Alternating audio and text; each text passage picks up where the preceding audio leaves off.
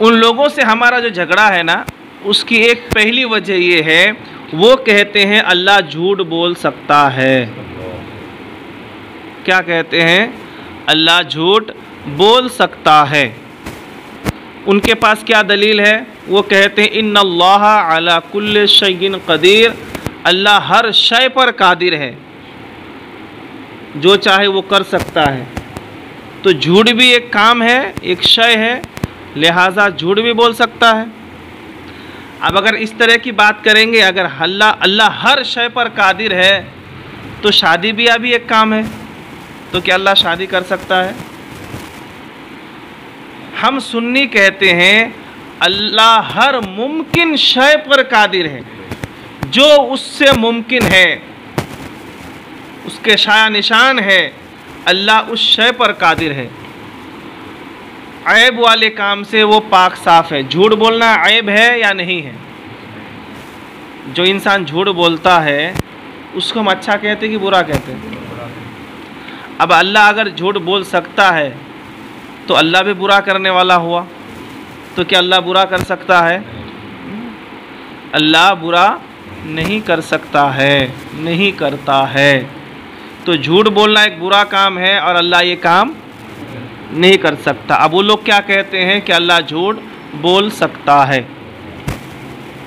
कहाँ पे लिखा है? उस किताब का नाम है फतवाए रशीदिया, जिल्द 1 सफ़ा नंबर 210 और 211। मैं दलील के साथ आपको बता दिया। एक बात हो गई। अब दूसरी बात, वो कहते हैं कि हुजूर पाक सल्लल्लाहु अलैहि वसल्लम अल्लाह की शान के आगे, अल्लाह की शान के आगे हमारे नबी सल्लल्लाहु अलैहि वसल्लम की शान एक चमार से भी ज़्यादा जलील है। ये कोई कहने वाली बात है? यकीनन अल्लाह की शान बड़ी है, उसमें कोई दो राय नहीं है। और फिर अल्लाह के सामने नबियों की शान अलग है, रसूलों की शान अलग है, आम इंसानों की शान अलग है। लेकिन ये तशबीह देने वाली कोई बात है? चमार से भी ज़्यादा जलील, इस तरह के कलेमात हैं।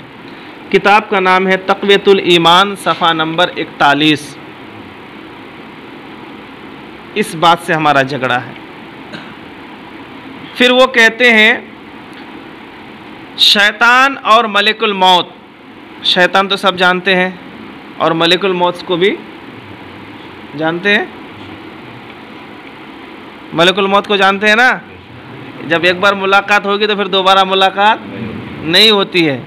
शैतान से तो बार बार मुलाकात होती है, लेकिन मलिकुल मौत से एक ही बार मुलाकात होती है। तो वो लोग कहते हैं कि शैतान और मलिकुल मौत का इल्म हुजूर सल्लल्लाहु अलैहि वसल्लम से ज़्यादा है। कहाँ लिखा है? बराहिन कातिया, सफ़ा नंबर 55 में। ये उनकी किताबें हैं, हमारी किताब में क्यों होगी? ये उनकी किताबें हैं।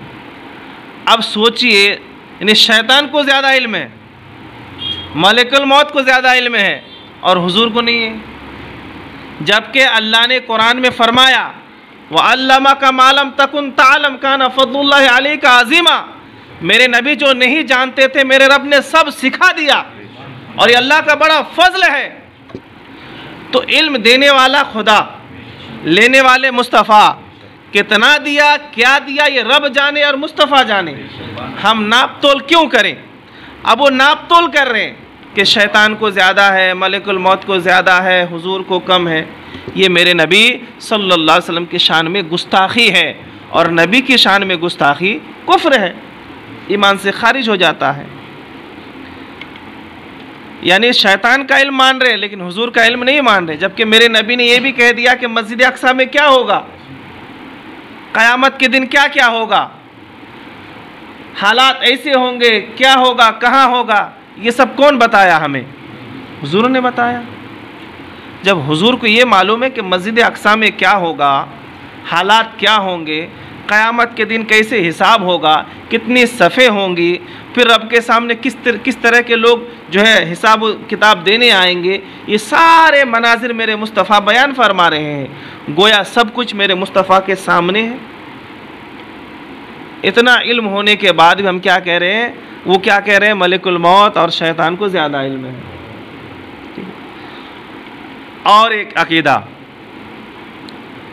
हुजूर सल्लल्लाहु अलैहि वसल्लम के इल्म को बच्चों, मजनू, पागल से बल्कि तमाम जानवर और बहाइम से तशबीह दी।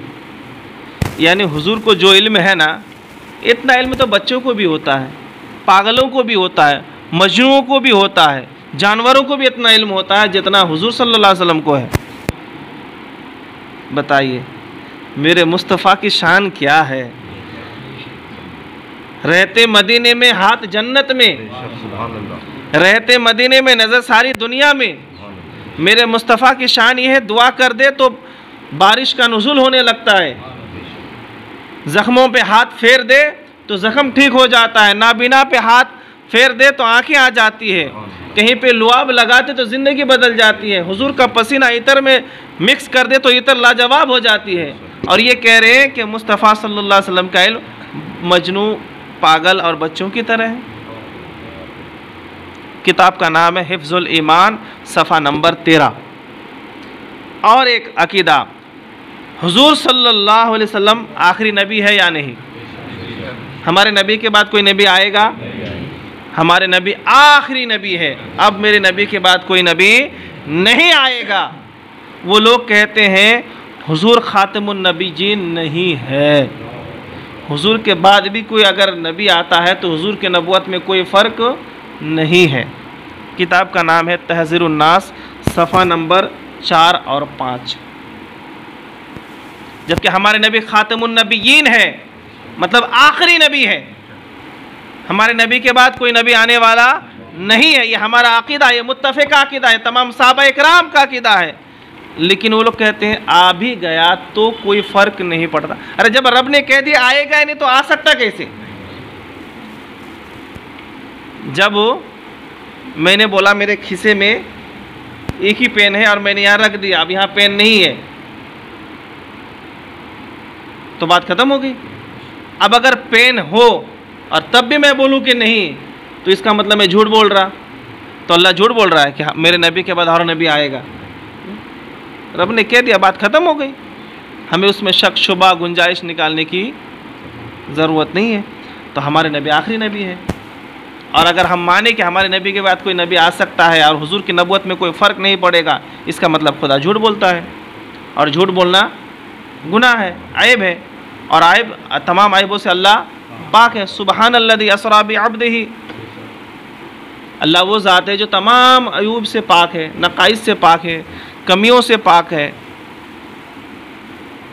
ये उनका अक़ीदा है। आखिरी बात कहते हैं, नमाज में अगर हुजूर सल्लल्लाहु अलैहि वसल्लम का ख्याल आए तो गधों कुत्तों से भी बदतर है ये ख्याल आना। किताब का नाम है सिरात मुस्तकीम, सफ़ा नंबर है 97। ये उनके चंद अक़ीदे मैंने बता दिया जिसकी वजह से हमारा झगड़ा है। मिलाद, फातिहा, दुरूद, जुलूस, क़याम, सलाम का झगड़ा नहीं है। भाई मज़ार में जाना है जा, नहीं जाना मत जा, चद्दर चढ़ाना चढ़ा, नहीं चढ़ाना मत चढ़ा, फातिहा में सामने तू खीर शिरनी रख या मत रख। अरे हर नमाज में हम दुआ सानी करते हैं, अल फातिहा कहते हैं, सामने कुछ रखते हैं? नहीं। फातिहा तो फातिहा में सामने कुछ रखना ज़रूरी नहीं है, तो रखना है रख। अरे फातिहा भी नहीं देता मत दे, उससे हमारा कोई झगड़ा नहीं है। झगड़ा इन बातों से है, और इस तरह के और भी है। मैं चंद बातें आपको बताया। अगर वो कहे कि इन किताबों में ये नहीं लिखा है, अगर किताबों में ये नहीं लिखा है तो फिर हम तुम्हें गले लगाने के लिए तैयार हैं। और अगर लिखा है तो उन किताबों को ख़त्म कर दो, उसको छापो मत, फैलाओ मत, और जिन्होंने लिखा है उनका बायकाट करो, हम तुम्हें गले लगाने को तैयार हैं। और अगर तुम उन मौलवियों को मानोगे जो ऐसा लिखा है और उन किताबों को छापोगे, तो फिर हम तुम्हें किसी भी सूरत में अपनाने को तैयार नहीं है, क्योंकि बात मेरे तेरे घर की नहीं है, बात मदीने वाले आका की है। बात शरीयत की है, बात अकीदे की है, बात अल्लाह उसके रसूल की शान की है। किस तरह की गुस्ताखियाँ वो लोग कर रहे हैं। अब अगर उनसे नहीं नहीं नहीं हमारा ऐसा कुछ नहीं है, ऐसा नहीं है, नहीं है पक्का, तो जिस किताब में लिखा है वो किताब हमारे सामने जला, उस किताब को जला, अगर जला दिया, उस किताब को छपाना बंद कर दिया, हम तुझे अपने गले लगा लेंगे। हम तेरे घर आएंगे, तू हमारे घर आ, हम तेरी मस्जिद में जाएंगे, तू हमारी मस्जिद में आ। और अगर ये सही नहीं है तो फिर साबित कर कि कहाँ नहीं लिखा। तो फातिहा दुरूद का झगड़ा नहीं है। वो लोग हम आवाम को बहकाते हैं, चहल्लम का झगड़ा है, 10वें का झगड़ा है, कब्र पे फूल डालने का झगड़ा, ये सब का झगड़ा है ही नहीं है, इन अकीदे का झगड़ा है। आज भी अगर वो लोग ऐलान कर दे कि जो हुआ सो हुआ, इन जिन किताबों में ये सब लिखा है उन किताबों को हम मानते नहीं, उन किताबों को छापेंगे नहीं, उन मौलवियों को मानेंगे नहीं, तो हर सुन्नी अपनाने को तैयार है। और अगर वो सब करे, चहल्लम भी करे, दरगाह में चद्दर भी चढ़ाए, अजमेर भी जाए, तब भी हम मानने को तैयार नहीं, क्योंकि झगड़ा हमें चद्दर और झगड़ा फूल से नहीं है, झगड़ा इन अकीदों से है। तो अब पता चला कि वहाबियों से हमारा झगड़ा क्यों है। अब अगर कोई वहाबी कहे नहीं नहीं मैं भी अजमेर जाता हूँ, तो हम पहले ये कहेंगे अजमेर जाने से कोई सुन्नी होता है और कोई शिया होता है, कोई वहाबी होता है, किसने लिखा है। देखिए कुछ चीज़ें ऐसी होती है जिसकी इजाज़त होती है, हुक्म नहीं होता है। जैसे अल्लाह सुब्हानहू तआला ने कुरान में फरमाया कि 4 शादियाँ कर सकते हो। क्या कहा है? एक मुसलमान को कितनी शादी का हुक्म है? एक साथ 4 बीवी का हुक्म है। हुक्म है, इजाज़त है, गुंजाइश है, अगर चाहो तो कर सकते हो। ये नहीं करो, ये नहीं कहा कि करो, करने की गुंजाइश है। अगर कुछ हालात ऐसे आ जाएं और किसी भी हालत में 5 करने की इजाज़त, तो कुछ चीज़ ऐसी होती है कि इजाज़त होती है, करना ज़रूरी नहीं होता है। तो हमारा मानना ये है कि दरगाह में जाने का हुक्म नहीं है, इजाज़त है। अगर आप जाओ अच्छी बात है, इसलिए कि आखिरत की याद आएगी, कब्र का मंजर सामने होगा, इसलिए इजाज़त है, जाना ज़रूरी नहीं। कब्र पे फूल चढ़ाना, पानी डालना और चद्दर चढ़ाना इजाज़त है, करना ज़रूरी नहीं है। करना है करो। अगर फातिहा दे रहे हैं, दुआ खैर कर रहे हैं, तो हाथ उठा के दुआ करनी है। अब सामने आप शीर कोई मीठी चीज़ रखें, खीर रखें, पेड़े दही वड़े लड्डू क्या रखना है रखो, नहीं रखना मत रखो, कोई ज़रूरी। लेकिन अगर कोई रखना चाहता है तो इजाज़त है रखो, और कोई चाहता है कि मैं नहीं रखूँगा, भाई कोई बात नहीं। कोई बोलता है मैं चहल्लम नहीं करूँगा, मत करना। चहल्लम करना ज़रूरी नहीं, झगड़ा हमारा उससे नहीं है। मकसद है इसाले सवाब, सवाब पहुँचाना। उनके यहाँ भी है, हमारे यहाँ भी है। झगड़ा चहल्लम का नहीं है, झगड़ा इन बातों का है। ठीक है। तो वहाबियों से जो हमारे अकाबिर इतने दिनों से 200 साल से लड़ रहे हैं, झगड़ रहे हैं, इतनी किताबें लिख रहे हैं, उसकी वजह है ये अकीदे। लेकिन ये लोग अकीदे बदलने वाले नहीं, ऊपर ऊपर से ऐसी ऐसी बातें करेंगे और अंदर जिन लोगों ने ये लिखा है उनका बायकाट नहीं करेंगे। अब अगर उनसे अगर पूछेंगे ना तुम्हारी किताबों में ऐसा लिखा है और ऐसा है, नहीं नहीं नहीं हमें उन बातों से कोई लेना देना नहीं, हमें तो अल्लाह रसूल से लेना देना है, बस नमाज पढ़ना है, अल्लाह अल्लाह करना है। अरे भाई अल्लाह अल्लाह अगर करना है तो सिर्फ अल्लाह वालों को मानो ना, जिन्होंने अल्लाह की शान में और हुजूर की शान में गुस्ताखियाँ की है उनको मत मानो।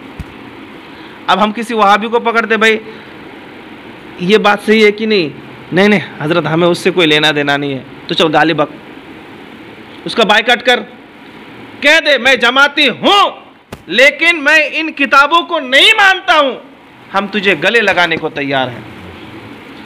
इन किताबों को और इन किताबों के लिखने वालों का तुम बायकॉट कर दो, उनको मना कर दो, छापना बंद कर दो, और उन्होंने जो किया उसको तुम बुरा बोलो, हम तुझे गले लगाने को तैयार हैं। फिर वो नहीं, ऐसा नहीं, वैसा नहीं, वैसा नहीं, ये वो, और जो कैसी कैसी बातें करेंगे मीठी मीठी। ये ईमान फरोश लोग हैं, इनसे बचना है। और मैंने जो बताया है, अगर कोई शख्स कहे कि ये सब हमारी किताबों में नहीं है या इन किताबों में मज़कूर नहीं है, तो मुंह मांगा इनाम देने को मैं तैयार हूं।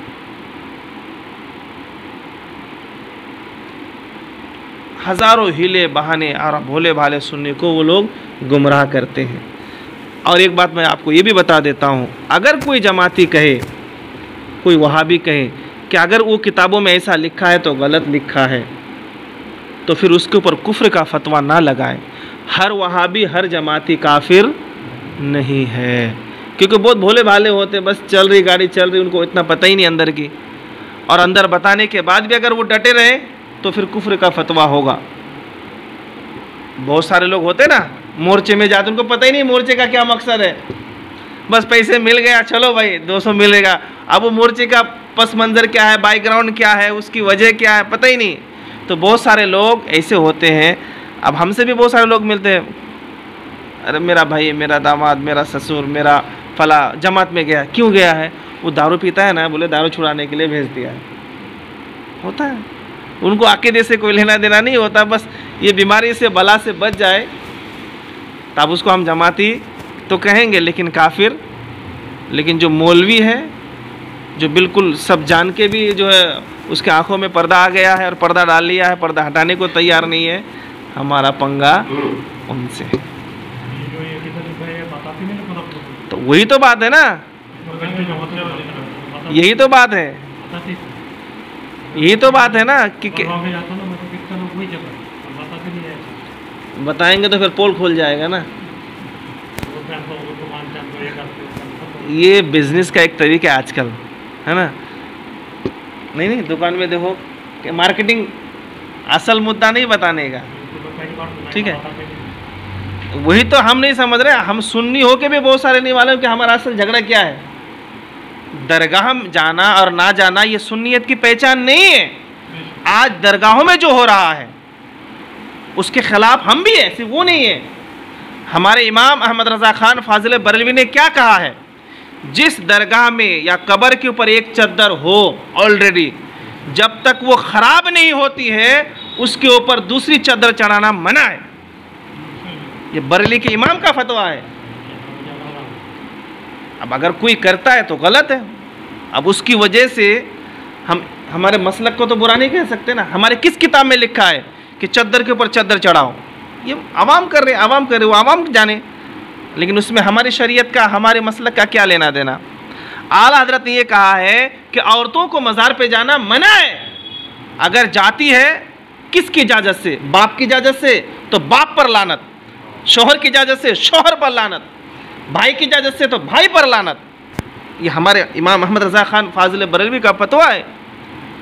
आला हजरत ने कहा कि कब्र को छूना मना है, चूमना मना है, और हमको कहते कब्र पूजा, हम भी उसके खिलाफ है।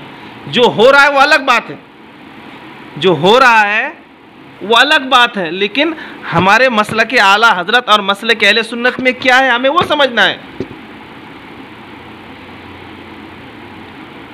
ये सुन्नियों की पहचान नहीं है कि कब्र को चूमे, चद्दर चूमे और चद्दर पे चद्दर चढ़ाए, नहीं।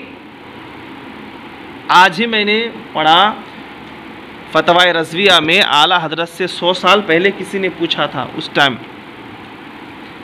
कि हर साल वो बिरयानी बनाते हैं 11वीं शरीफ में और धूमधाम से वो मनाते हैं, खिलाते हैं। तो उन्होंने सवाल किया कि इस साल अगर मैं वो पैसे मुजाहिदीन पे ख़र्च करूं, यतीम गुरबा पे ख़र्च करूं, तो क्या मेरे लिए जायज़ है? तो आला हज़रत ने फरमाया जायज़ नहीं बल्कि बेहतर है, इसको उसको खिलाने से मुस्तहक़ीन को दो, ज़रूरतमंदों को दो, लाचारों को दो। ये आला हज़रत का फतवा है। तो सिर्फ बस लेपा पोती में चल रही गाड़ी, चल रही ना पूरा पता ना उत्तर पता, बस हकाल रहे गाड़ी। हकीकत क्या है वो समझना ज़रूरी है। अगर वो गलत है तो सुन्नी भी गलत कर रहे हैं। उनकी किताबों में ये लिखा है और हमारी किताबों में जो लिखा है वो मैंने बता दिया कि मज़ारों के बारे में हमारा क्या अक़ीदा है। और हमारे में ये चहलम बिस्वा वगैरह के ऊपर वो लोग उंगली उठाते हैं, तो वाकई है ना, सही बात है ना, खुल्लम खुल्ली बात है। फातिहा करते हैं, सामने क्या रखते हैं भाई, खाने पीने की चीज़ है तो ठीक है, अब उसमें कोई चाय भी रख रहा है, शरबत भी रख रहा है, जूने कपड़े भी रख रहे हैं, क्या ज़रूरत है उसकी भाई, क्या ये, और क्या लो बीड़ी तंबाकू भी बोले लोग रख रहे हैं, कल को वो क्वार्टर पीता था तो वो भी रखेंगे। इस्लाम के खिलाफ है, चाहे सुन्नी करे गैर सुन्नी करे, गलत है वो। अब उसमें फिर लोबान अपना क्या आग लगाते हैं, उसमें बोले सब लोबान डालो, क्यों डालो भाई, क्यों डालो? लोबान दानी में और उस अंगार पर लोबान डाल के मैयत को क्या फ़ायदा? ये आला हज़रत का मिशन नहीं है, ये सुन्नियों का पैगाम नहीं है, ये जाहिलों का काम है। किसने कहा कि लोबान दानी पे लोबान डालने से मैयत को फ़ायदा होगा? ये हमारे हट धर्म है। लोबान जलाओ इसलिए घर के कीटाणु को मारो, गंदगी आ गई, बास आ रही है, 17 तरह के लोग आए, किसका क्या है, कोरोना है मरोना क्या आ गया, तो लोबान जलाओ, भाग जाएंगे सब, उसलिए। अच्छा, 6 दिन पहले ही करना पड़ेगा, 4 दिन बाद ही करना पड़ेगा, ये भी गलत है। बड़े का गोश्त नहीं चलेगा, छोटे का पहिया लाना पड़ेगा, उसमें एक हड्डी होनी चाहिए, ये सब मनमानी है, मन गलत है, ये इस्लाम का कोई लेना देना नहीं है। चहल्लम का असली मकसद है सवाब पहुंचाना, और हुजूर ने फरमाया खाना खिलाना अच्छी बात है, सवाब का काम है, तो यतीम गरोबा मिस्किन को खिलाओ, मुस्तहिकीन को खिलाओ, सवाब मिलेगा। तो ये सब बातें हैं, गलत फहमियाँ और गलत रसूमात हमारे में भी है, उसकी भी इस्लाह करना ज़रूरी है, लेकिन वो हमारी जो पहचान नहीं है। अच्छा, वो लोग इन चीज़ों पर कुफ्र और शिर्क का फतवा लगाता है, ये भी उनकी तशद्दुद है, ये भी क्या है, जबर है, तशद्दुद है, बर्बरियत है। अगर कोई चद्दर को कब्र को छू लिया, इस्लाम ने मना किया है, कुफ्र नहीं कहा है। आप ये कह सकते हो भाई नाजायज़ है, ये गुनाह है, मत करो, लेकिन कुफ्र का फतवा लगाएंगे, सामने कुछ मीठी चीज़ रखे या खाने पीने की चीज़ रखे, फातिहा देना हम इजाज़त समझते हैं, कोई नहीं रखा तो भी चलेगा, लेकिन अगर किसी ने रख लिया तो आप कहेंगे शिरक है। अरे शिर्क किसको कहते हैं? अल्लाह के साथ किसी और अल्लाह को मानना, उसको शिर्क कहते हैं। इसमें कौन सा शिर्क आ गया है? तो वो लोग भी क्या करते हैं, हमारे जो कमियां हैं उसको कुफ्र और शिर्क बनाकर पेश करते हैं। जैसे एक चद्दर कब्र पे है, दूसरी नहीं डालना चाहिए, ये हक है, लेकिन अगर किसी ने डाल दिया तो उसने गुनाह किया। क्या किया? गुनाह किया, कुफ्र नहीं, शिर्क नहीं। और वो लोग हर चीज़ में कुफ्र और शिर्क, क्योंकि उनकी जो असल किताब है अत-तौहीद, मैंने बताया था ना, इस मोहम्मद बिन अब्दुल वहाब ने जो लिखा था 300 साल पहले, उसमें सिर्फ यही था, कुफ्र शिर्क, और उनको यही नारा है। अब हमारे अंदर कुछ कमियां हैं, हमें उसकी इस्लाह करनी है, और उनकी जो सबसे बड़ी कमी है वो ये है।